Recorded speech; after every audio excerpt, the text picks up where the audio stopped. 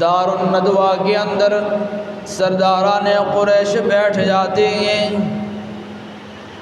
آپس میں مشورہ کرتے ہیں کہ آپ علیہ السلام جنہوں نے تبلیغ شروع کی ہے، اللہ کے پاک پیغمبر نے آ کر دنیا میں اپنی رسالت کا پرچار کیا ہے، توحید کا پیغام سناتے آ رہے ہیں، اگر اسی طرح محمد الرسول اللہ کی محنت چلتی رہی تو ہماری سرداری بھی چلی جائے گی اور انہیں ایک ایسی جگہ مل جائے گی جہاں پہ سارے لوگ آ کر ان سے اسلام کی معلومات سیکھیں گے، دین اسلام کو سیکھیں گے۔ اس لیے قبل اس کے کہ ان کو کوئی جگہ ایسی مل جائے جہاں وہ بیٹھ کر اپنے مسند پہ بیٹھ کر مسلمانوں کو تعلیم دیں، ان سے قبل ان کے لیے کچھ ایسا ہونا چاہیے کہ سارے کے سارے آپ علیہ السلام کے پیغام سے دور ہو جائیں، آپ علیہ السلام کو در بدر کرنا چاہیے، آپ علیہ السلام کو قید کرنا چاہیے، آپ علیہ السلام کو قتل کر دینا چاہیے، نعوذ باللہ۔ تین رائے آتی ہیں، پہلی رائے تو یہ آئی کہ آپ علیہ السلام کو جیل کے اندر بند کر دیا جائے، لیکن اس کا توڑ یہ پیش کر دیا گیا کہ اگر آپ علیہ السلام کو جیل میں بند کر دیا جاتا ہے تو بنو ہاشم جو اس کا خاندان ہے، جو اس کا قبیلہ ہے، وہ آ کر آپ علیہ السلام کو چھڑوا دے گا۔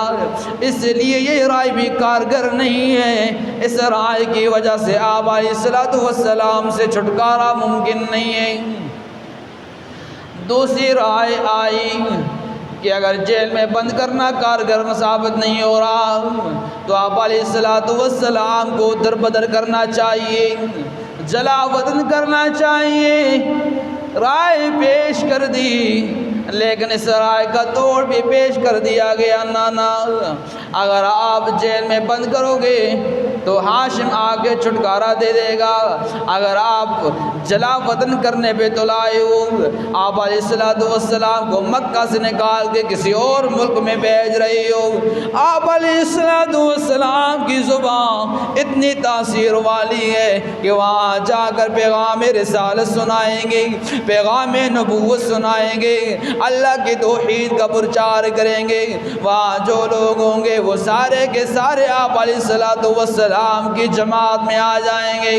وہاں سے آپ علیہ السلام ایک پوری جماعت تیار کر کے، ایک پوری قوت تیار کر کے مکہ پر حملہ کریں گے، اس لیے یہ صورت بھی کارگر نہیں ہے۔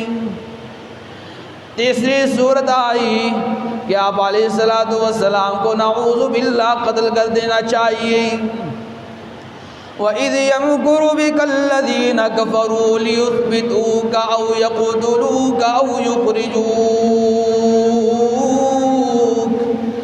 ابو جہل نے رائے پیش کی، آپ علیہ السلام فرمایا کرتے تھے کہ وہ فرعون تھا جو حضرت موسیٰ علیہ السلام کے زمانے میں تھا، اور ابو جہل میری امت کا فرعون ہے۔ یہ ابو جہل فرعون نے یہ رائے پیش کی کہ آپ علیہ السلام کو قتل کر دینا چاہیے۔ اب قتل کی صورت کیا ہو؟ وہاں شیخ نجدی کی شکل میں ابلیس بیٹھا ہے، اس نے اس رائے کو بڑا کارگر سمجھا کہ پہلے دو رائے بھی آئی لیکن کارگر نہیں تھی، تیسری رائے جو آئی ہے، تیسرا مشورہ جو آیا ہے یہ قابل کارگر ہے، اس پر عمل کر دینا چاہیے۔ لیکن عمل کیسے ہو؟ عرب کے اندر جتنی بھی قبائل ہیں ان سب قبائل میں سے ایک ایک نوجوان تیار کر دیا جائے، اس کے ہاتھ میں تلوار کو دے دیا جائے اور وہ نعوذ باللہ آپ علیہ السلام کو قتل کر دیں۔ 40 نوجوان تیار کیے گئے، ہاتھ میں تلوار دے دی گئی، آپ علیہ السلام کو قتل کرنے کے ارادے سے تلائی گئی۔ آپ علیہ السلام کے حجرے کا محاصرہ کر لیا ہے۔ ادھر اللہ کریم فرش پہ مشرکین کی مشاورت کو دیکھ رہا تھا اور کہہ رہا تھا کہ تم فرش پہ میرے حبیب کے خلاف چالیں چل رہی ہو، لیکن میں آسمان کی بلندیوں سے، عرش معلیٰ کی بلندیوں سے اپنے حبیب کو محفوظ رکھنے کی چال چل رہا ہوں۔ فرمایا میرے جبریل، ہاں رب جلیل، دوڑ کے جا میرے حبیب کے قدموں میں، ذرا جا کے میرے حبیب کو دار الندوہ کے اندر جو مشاورت ہوئی ہے اس سے آگاہ کر دیجیے گا نا، ساتھ یہ بھی حکم دے دیجیے گا کہ اللہ حکم دے رہا ہے کہ اب مکہ کے اندر رہنا نہیں ہے، اب آپ کو مدینہ المنورہ کی طرف ہجرت کرنی ہے۔ باہر 40 نوجوان ہاتھ میں تلوار لیے کھڑے ہیں، کیسے جاؤں؟ اللہ کریم نے فرمایا او میرے حبیب، پریشان ہونے کی ضرورت نہیں ہے، سورہ یاسین، یاسین والقرآن الحکیم انک لمن المرسلین علی صراط مستقیم۔ او میرے حبیب، سورہ یاسین کی ابتدائی آیات پڑھ کے نکلنا آپ کا کام ہے، آپ کے دشمنوں کی آنکھوں کو اندھا کرنا رب ذوالجلال کا کام ہے۔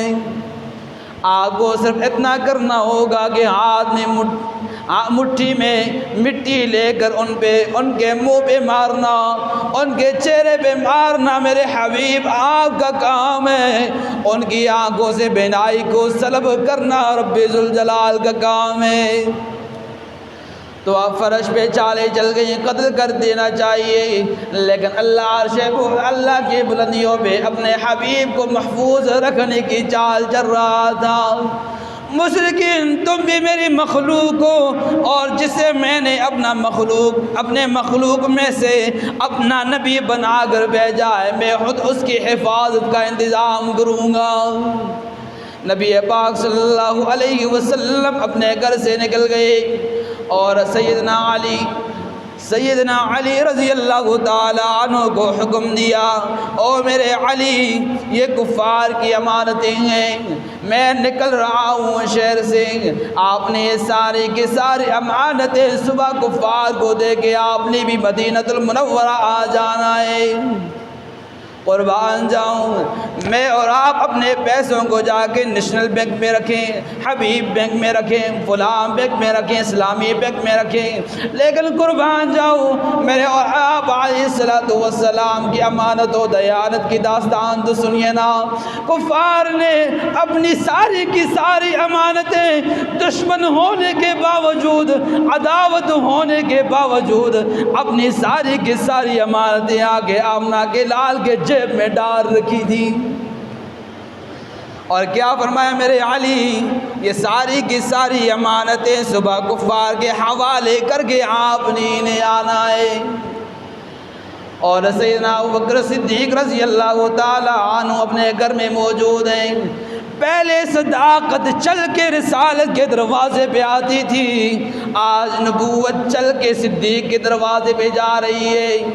آپ علیہ السلام نکل گئے، صدیق اکبر کے حجرے پہ پہنچتے ہیں، دستک دی، سیدنا ابوبکر صدیق رضی اللہ تعالی عنہ نکلے، حکم دیا، اللہ کی طرف سے حکم آ چکا ہے کہ اب مکہ المکرمہ کے اندر جگہ نہیں ہے، اب مدینہ کی طرف جانا پڑے گا۔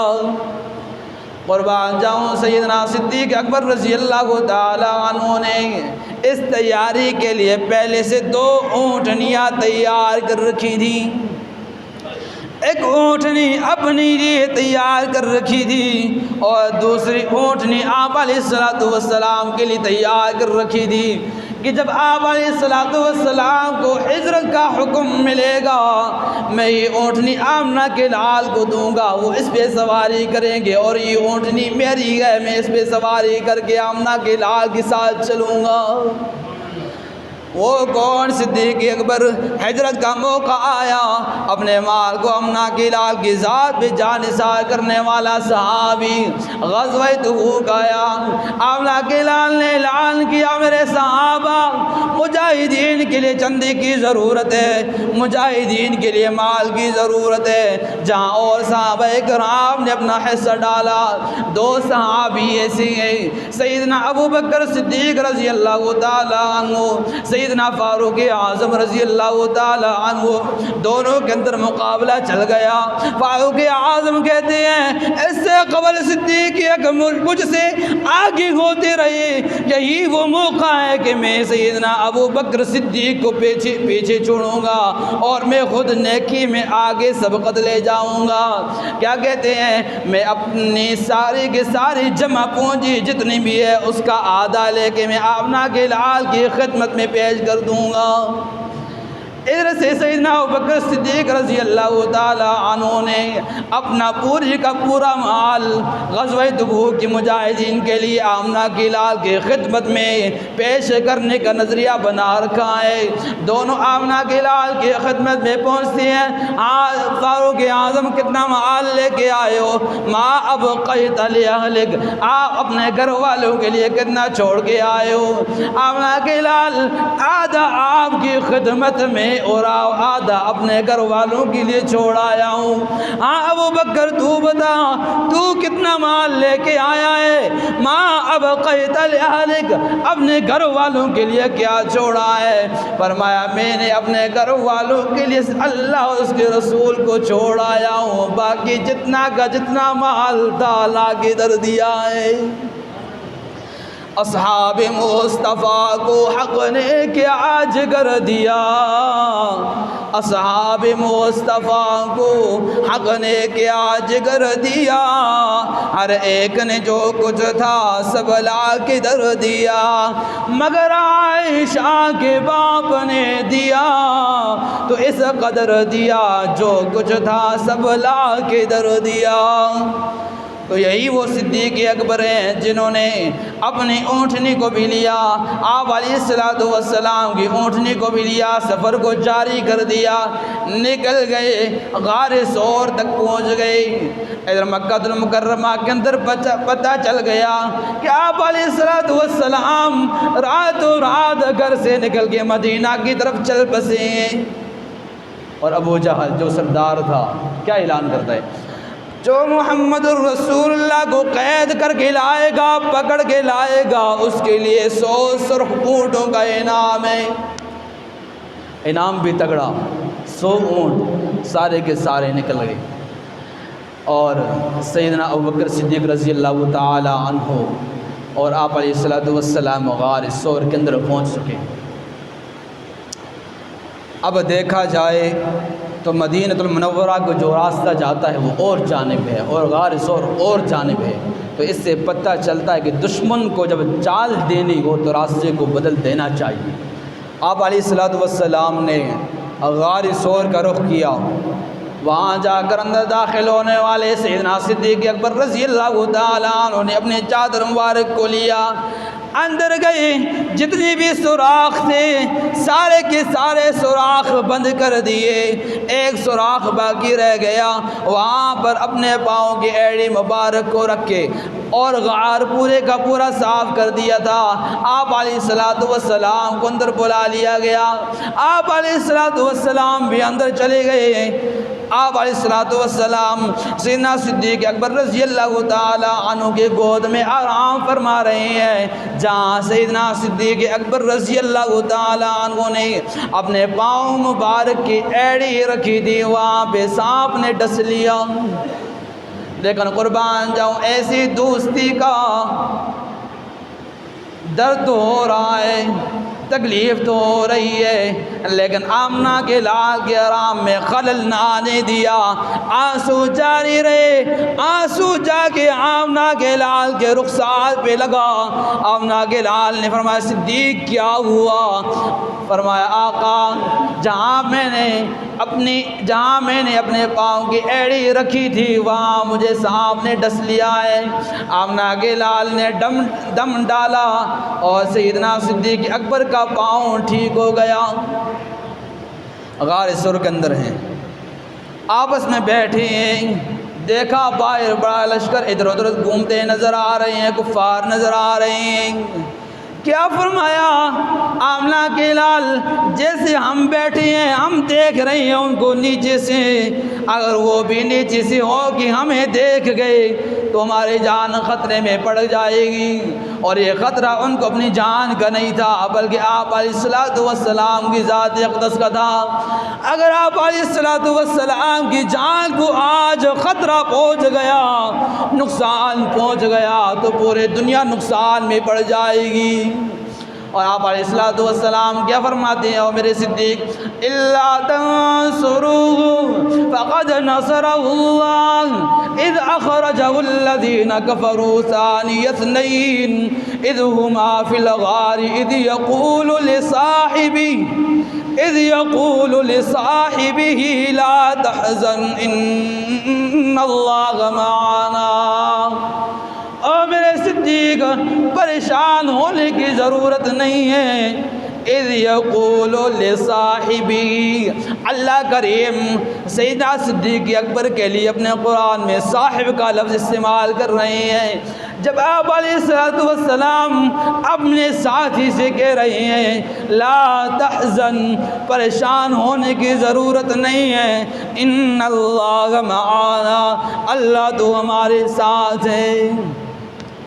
اور فرمایا اذ یقول لصاحبہ، اکثر مفسرین لکھتے ہیں کہ اگر کوئی سیدنا صدیق اکبر کی صاحبیت کا آپ علیہ السلام کے ساتھ انکار کرتا ہے تو قرآن کی آیت کا انکار، کیونکہ اللہ کریم نے فرمایا اذ یقول لصاحبہ، جب وہ اپنے صاحب سے، اپنے ساتھی سے کہہ رہا تھا لا تحزن ان اللہ معنا۔ اور آپ علیہ السلام فرماتے ہیں یا ابا بکر ما ظنک باثنین اللہ ثالثہما، اور میرے صدیق آپ کا ان دونوں کے بارے میں کیا خیال ہے جن کا تیسرا اللہ ہے؟ یا ہمارے ساتھ اگر مدد ہے تو صرف اللہ ہی کی ہے۔ وہاں 3 دن کا قیام، آپ علیہ السلام مدینہ المنورہ کی طرف چل بستے ہیں۔ آپ علیہ السلام جو ہی مدینہ المنورہ کی حدود میں داخل ہوتے ہیں، مدینہ والوں کو پتہ چل گیا تھا کہ آپ علیہ السلام آ رہے ہیں۔ ان کی بچیاں بچے استقبال کے لیے پہنچائے۔ کیا فرمایا طلع البدر علینا من ثنیات الوداع وجب الشکر علینا ما دعا للہ داعی ایہا المبعوث فینا جئت بالامر المطاع۔ ثنیات وداع جو پہاڑی ہے، وہاں سے طلوع بدر 14ویں رات کا چاند طلوع ہو چکا ہے۔ وجب الشکر علینا ما دعا للہ داعی، ہمارے اوپر اس ذات کا شکر لازم ہے جس نے ہماری طرف ایک ایسا پیغمبر بھیجا جس کی پکار صرف اللہ ہی کے لیے، جو صرف اللہ ہی کے لیے ہمیں بلاتا ہے، اپنی کوئی اجرت نہیں، اپنی کوئی غرض نہیں، اگر اس کا بلاوا ہے تو صرف اللہ ہی کے لیے۔ ایھا المبعوث فینا جئت بالامر المطاع، ہمارے اندر جو 14ویں رات کا چاند کی طرح آپ علیہ السلام آئے ہیں، ایسے عمل کے ساتھ آئے ہیں جس کے اطاعت کی گئی ہے، جن کا ہر حکم مانا جاتا ہے، جن کے ہر حکم کی تعمیل کی جاتی ہے۔ اور یہاں ایک بات بتا دوں، ہمارے جو بھائی ربیع الاول میں جلوس نکالتے ہیں ان کے پاس کوئی دلیل نہیں ہے۔ اگر آپ ان سے دلیل پوچھیں تو وہ یہی اشعار پڑھ کے کہتے ہیں یہی جلوس کی دلیل۔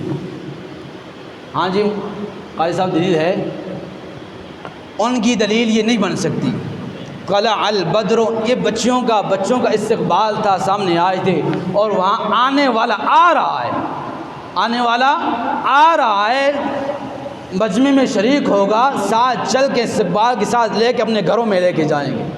اور یہ میں اس وجہ سے کہہ رہا ہوں، تقریباً میں پہلا یا دوسرا درجہ تھا، اس وقت انگلینڈ سے عالم دین آئے ہوئے تھے مکتبہ بریلویت کے، تو وہ یہ دلیل دے رہے تھے۔ تو میں نے کہا چلیں دیکھ لیں گے، پھر کیا پتہ کیوں کم علم تھا، تو جب میں نے پوچھا کہ یہ دلیل یہ نہیں ہے، یہ بچوں کی ہے، بچوں نے جو نغمہ پڑھا تھا آپ علیہ الصلوۃ والسلام کے استقبال میں، تو یہ وہ نغمہ ہے، قرآن و حدیث سے کوئی دلیل نہیں جلوس نکالنے کی۔ اور جلوس جب نکالتے ہیں تو وہاں آپ جو خرافات ہوتے ہیں آپ دیکھ لیتے ہیں، بیان کرنے کی ضرورت نہیں ہے۔